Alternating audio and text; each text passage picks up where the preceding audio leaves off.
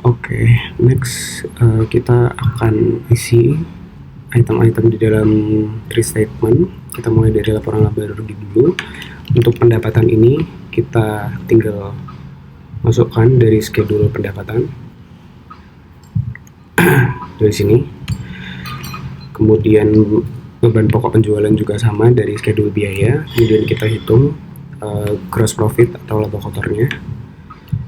Kemudian kita hitung gross profit margin atau margin laba kotor.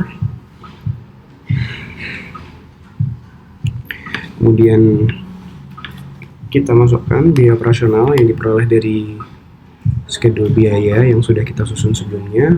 Kemudian kita hitung EBITDA. Nah, di sini EBITDA mungkin kalau belum tahu, EBITDA itu earnings before interest, tax, depreciation, and amortization.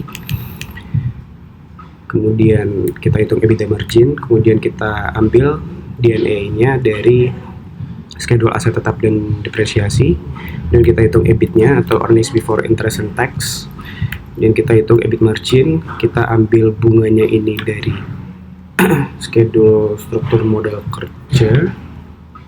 Nah, dari sini perlu diingat bahwa kita kreditnya itu ada dua, kredit modal kerja dan kredit investasi. Jadi interest expense atau pengeluaran bunganya juga pengeluaran bunga dari kredit modal kerja dan juga kredit investasi, gitu ya.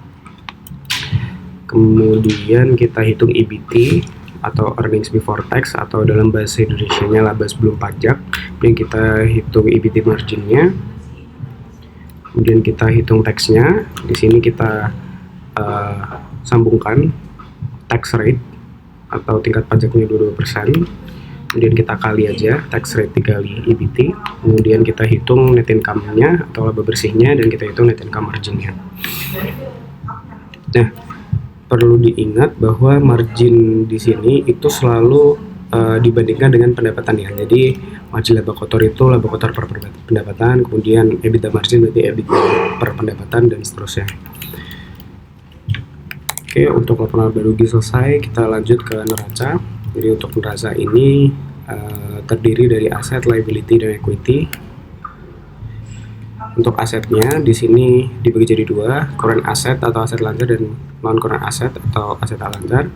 Aset lancar terdiri dari cash. Cash ini kita peroleh dari cash flow statement atau laporan arus kas yang belum kita susun ya sebetulnya, tapi kita bisa kosongin terlebih dahulu kalau memang belum menyusun laporan arus kasnya.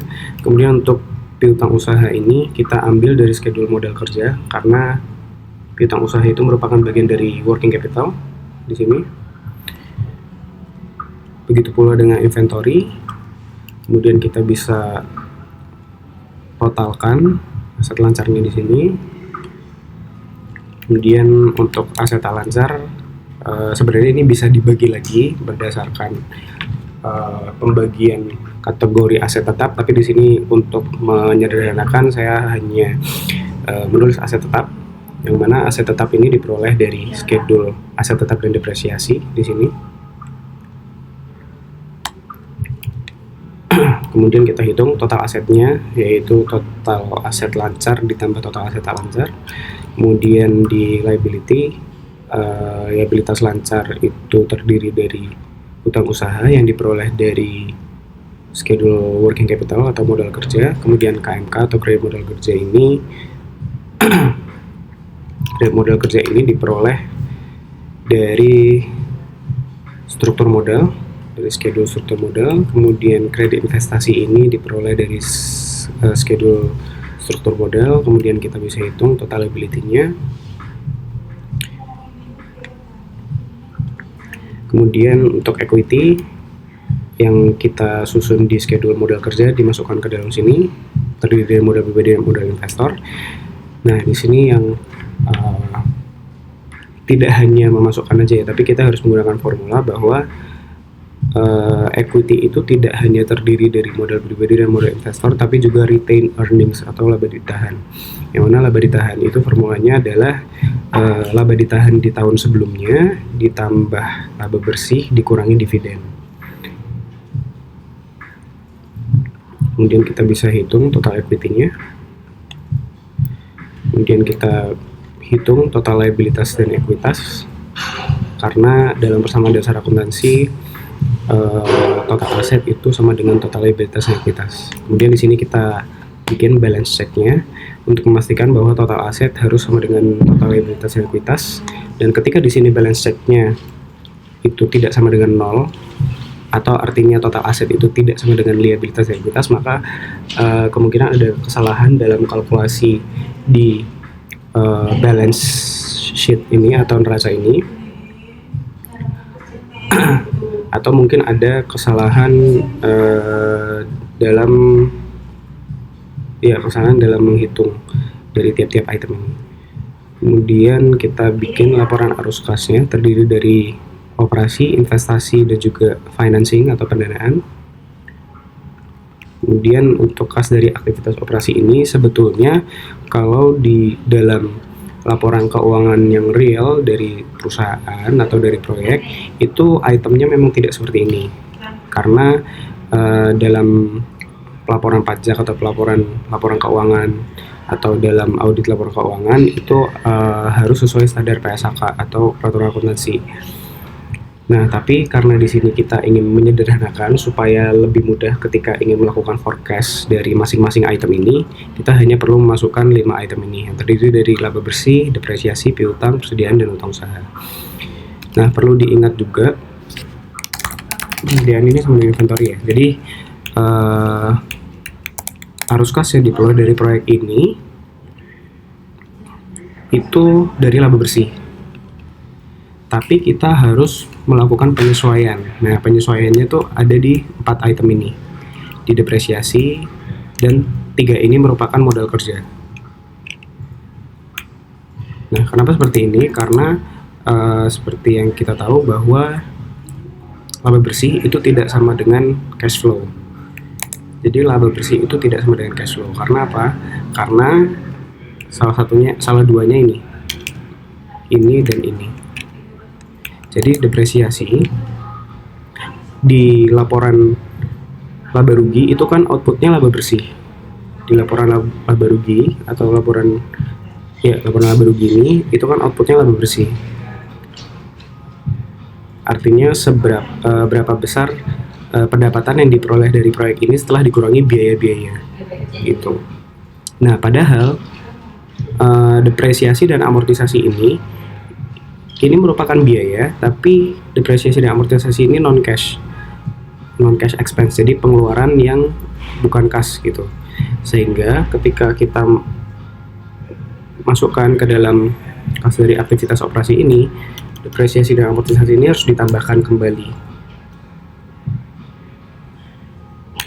Nah, sama juga dengan 3 item ini, modal kerja ini itu kita peroleh dari schedule modal kerja. Jadi di sini itu perubahan kas atas perubahan modal kerja gitu, bukan modal kerjanya. Contohnya di sini 10,72 miliar ya. Ini dia merupakan kalkulasi dari piutang usaha di tahun sebelumnya dikurangi piutang usaha di tahun ini. Nah, kenapa formulanya seperti ini? Karena ketika piutang usahanya naik, itu berarti akan menurunkan cash. Gitu. Begitu pula dengan inventory. Kalau inventory-nya naik, berarti cash-nya akan turun. Kenapa? Karena inventory ini kan seharusnya bisa dijual dan bisa memperoleh cash gitu. Tapi di sini tetap ada nih inventory-nya. Jadi kalau inventory-nya naik, ya cash-nya akan turun gitu. Nah, kalau hutang usaha itu kebalikannya. Kalau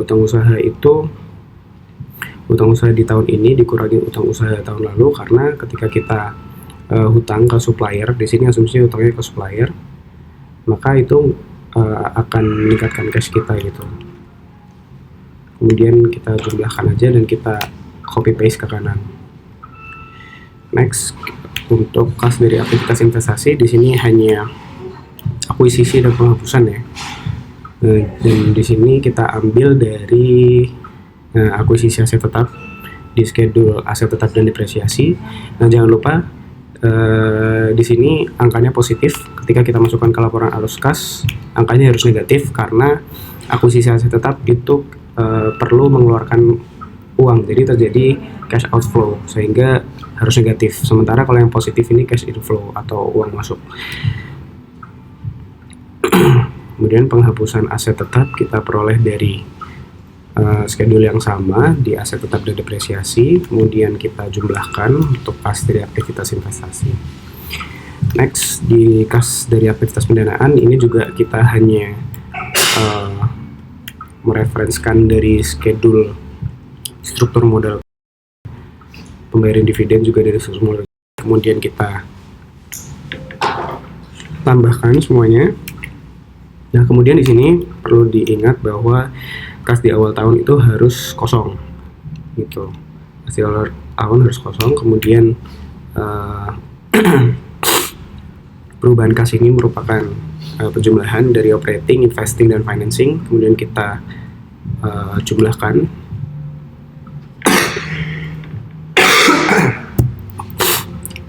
Jadi kas di akhir tahun itu kas di awal tahun tambah perubahan kas. Kemudian kita connect kas di akhir 2025 menjadi kas di awal 2026.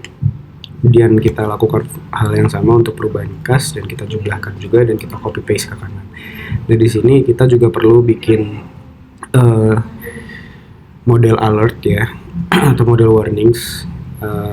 Kita bikin bahwa kas di akhir tahun ini tidak boleh negatif atau tidak boleh kurang dari sama dengan 0, karena yang namanya cash itu tidak boleh negatif. Dan kita copy paste ke kanan. Selanjutnya terakhir kita akan menghitung ya indikator kelayakan usaha. Nah, di sini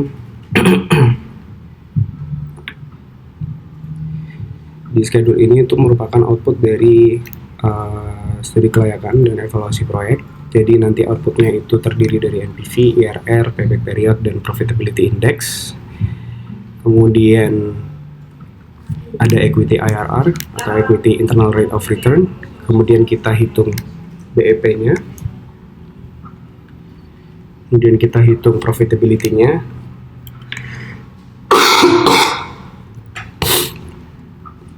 Di sini sebenarnya banyak rasio keuangan yang bisa digunakan untuk mengukur profitability, mulai dari gross profit margin, EBITDA margin, EBIT margin, hingga net income margin.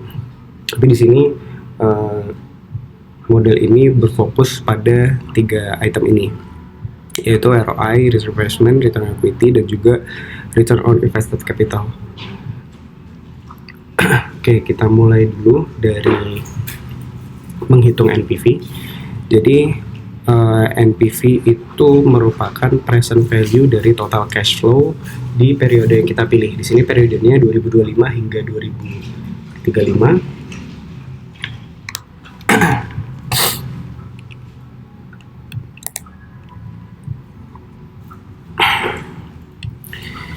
Nah, karena NPV ini merupakan total present value of cash flow, sehingga kita harus menyusun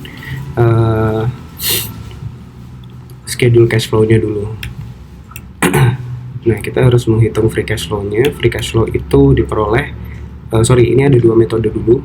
Jadi untuk menghitung FCF atau free cash flow itu ada 2 metode, menggunakan cash flow from operating atau menggunakan item yang ada di dalam laporan arus kas, dan juga bisa menggunakan metode EBITDA atau menggunakan item yang ada di dalam laporan laba rugi. Nah, kita mulai menghitung FCF dari CFO. Itu dimulai dari kas dari aktivitas operasi atau operating cash flow. Kita ambil dari laporan arus kas, kemudian untuk bunganya kita ambil dari laporan laba rugi. Kemudian akuisisi aset tetap kita ambil dari laporan arus kas.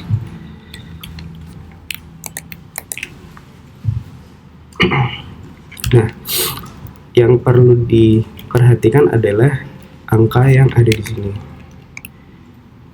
Di sini bunga itu dianggap bukan sebagai pengeluaran, karena di dalam kalkulasi ini kan untuk menghitung NPV kita menggunakan yang namanya discounted cash flow metodenya.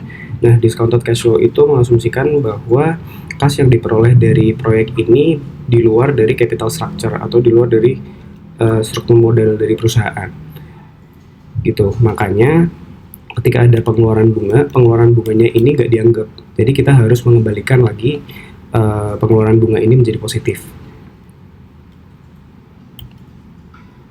Itu untuk kalkulasi FCF-nya atau free cash flow. Kemudian kita masukkan item-item yang dibutuhkan untuk menghitung present value of cash flow, dimulai dari discount rate atau tingkat diskonto. Angka 11,08% ini merupakan weighted average cost of capital yang udah kita hitung tadi. Kemudian growth rate. Nah, growth rate ini sebesar 2%. Di sini masing-masing analis punya kalkulasi masing-masing untuk growth rate. Biasanya diperoleh dari GDP growth di Indonesia atau bisa juga diperoleh dari industri growth. Cuman karena untuk supaya lebih realistis, jadi saya di sini pakainya GDP growth yang paling kecil ya, sebesar 2%. Kemudian investasi awal kita peroleh dari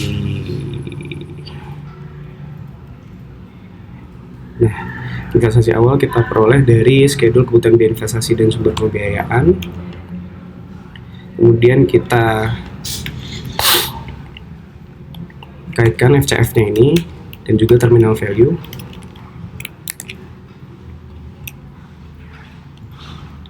Ini untuk formula terminal value. Jadi terminal value itu menganggap bahwa proyek ini akan berjalan selamanya, gitu. Itu yang dinamakan terminal value.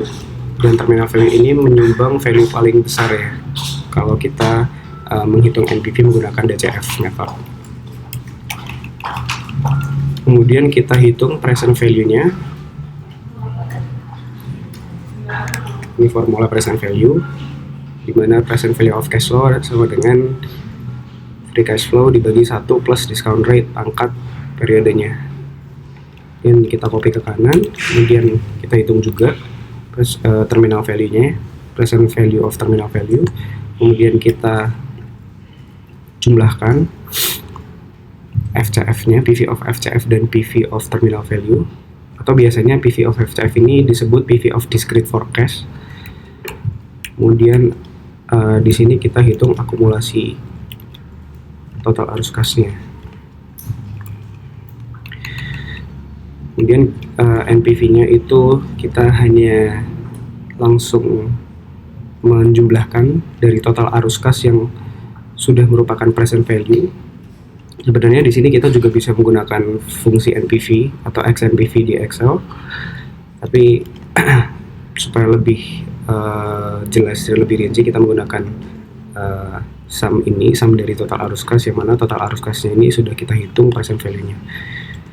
Kemudian untuk internal rate of return kita pakai fungsi IRR, bisa juga pakai fungsi XIRR di Excel. Kemudian untuk payback periodnya, nah di sini formulanya sedikit panjang, tapi intinya formula yang ada di dalam box ini itu mencari nilai positif terkecil itu terjadi di tahun berapa. Karena yang namanya periode pengembalian atau payback period itu kan kapan proyek ini akan memperoleh cash yang positif, akan memiliki cash yang positif. Nah di sini kan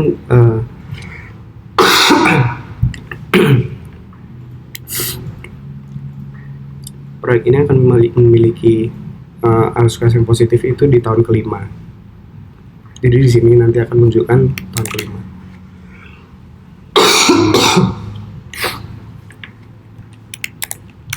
Nah sebetulnya kalau ikut format standar di sini selnya itu akan menunjukkan angka 5 aja. Nah tapi kita bisa formatting sel yang ada di sini dengan cara Ctrl 1, kemudian kita format, tambahin di depannya itu tahun ke, sehingga nanti muncul tulisan tahun kelima.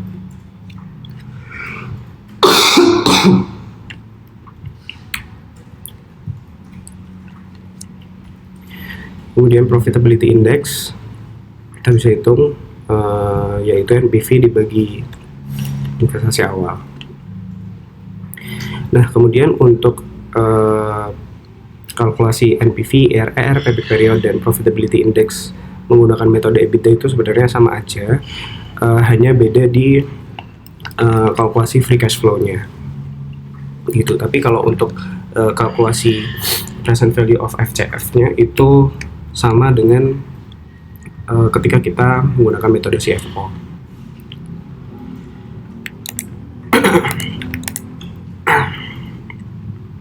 Kemudian setelah kita memperoleh 4 indikator kelayakan ini, kita juga bisa cari indikator ini, equity IRR. Nah, apa bedanya equity IRR dengan IRR? Kalau IRR itu adalah return yang diberikan kepada semua pemilik modal. Dalam hal ini karena kita menggunakan kredit dan juga equity, maka IRR ini adalah return minimal ketika NPV sama dengan 0 yang diberikan kepada bank yang memberikan kredit atau kepada pribadi atau investor yang memberikan modal.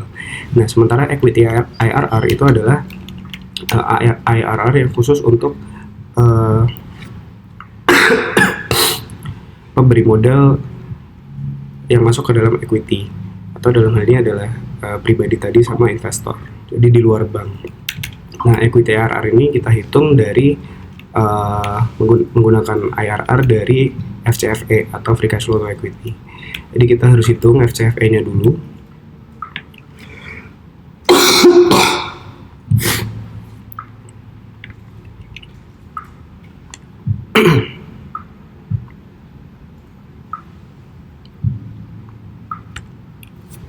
Ya, jadi FCFE itu adalah free cash flow to firm dikurangi dengan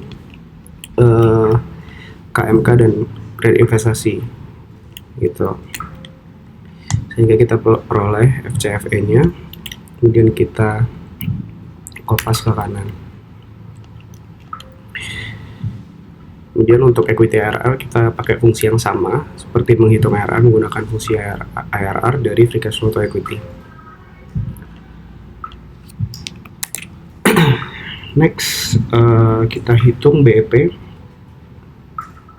Jadi kalau tadi payback period itu menjelaskan kapan proyek ini akan memiliki cash yang positif, tapi kalau BEP itu menjelaskan seberapa besar revenue yang harus diperoleh agar mencapai impasse.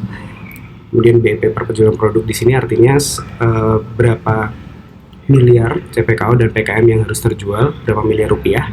Dan kemudian BEP per unit ini adalah berapa ton CPKO yang harus terjual dan berapa ton PKM yang harus terjual. Nah, kita mulai dulu.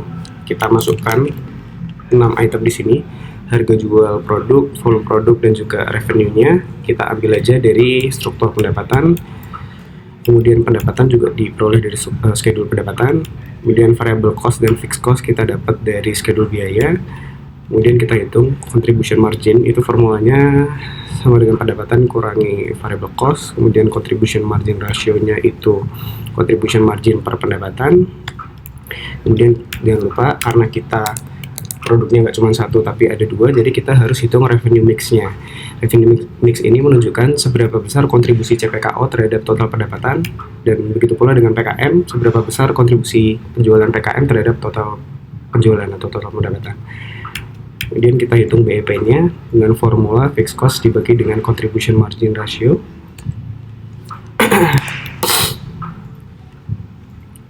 Kemudian BEP ratio itu pendapatan dibagi BEP. Jadi di sini interpretasinya adalah proyek ini akan mencapai titik impasse ketika proyek ini berhasil memperoleh pendapatan sebesar 30,4 M di tahun 2026. Kemudian untuk BEP ratio ini menunjukkan bahwa sesuai dengan forecast yang kita lakukan, proyek ini berhasil memperoleh penjualan atau pendapatan sebesar 4 kali dari BEP-nya. Kemudian untuk BEP per penjualan produk di sini formulanya yaitu revenue mix dari masing-masing produk dikali dengan total BEP. Interpretasinya adalah bahwa proyek ini harus menjual harus memperoleh penjualan dari CPKO sebesar 28 miliar untuk mencapai BEP, dan begitu juga dengan PKM. Kemudian kalau dari segi unitnya, nah di sini untuk menghitung unit produk itu menggunakan formula penjualan dibagi harga jual gitu ya, karena kan formulanya pendapatan tuh harga kali quantity atau volume, sehingga untuk mencari volume maka pendapatan kurangi price atau pendapatan dibagi price. Nah, cuma di sini pendapatannya itu harus dikali 1 miliar dulu, karena di sini kita satuan dari pendapatannya itu miliaran, sehingga harus dikali 1 miliar dulu supaya sama satuannya dengan harga jual di sini. Kemudian baru kita bagi harga jualnya. Begitu pula dengan PKM. Nah, di sini artinya proyek ini harus menjual CPKO sebesar 1.800 ton dalam setahun untuk mencapai BEP, dan juga menjual PKM sebesar 2.000 ton dalam setahun untuk mencapai BEP. Oke, next kita hitung 3 item ini, ROI, ROE, dan juga ROIC. Kita masukkan dulu investasi awal yang diperoleh dari sini, bisa dari sini, bisa dari sini, bisa juga dari schedule kebutuhan investasi, itu sama aja angkanya di 147,07 miliar. Kemudian di sini kita ambil dari schedule, ini dari neraca. Boleh diambil dari sini, boleh juga diambil dari schedule struktur modal.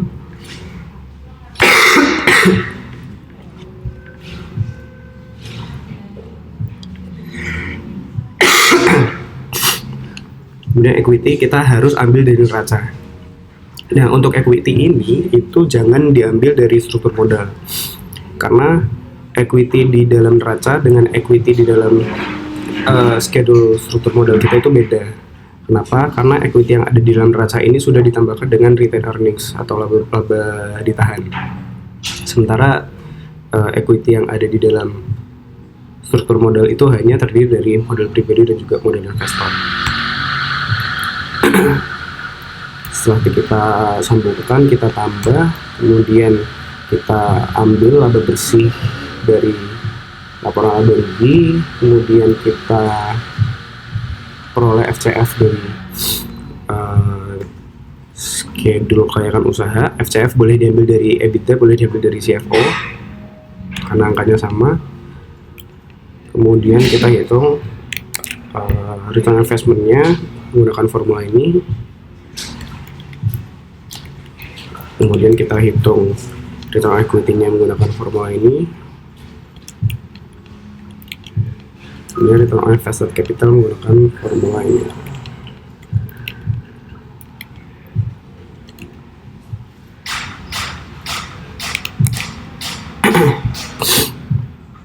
Oke, sekian video untuk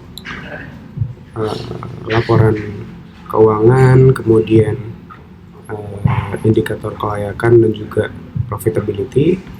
Di video selanjutnya nanti kita akan bahas benefit ya, yang terdiri dari benefit dan cost untuk menghitung benefit cost ratio.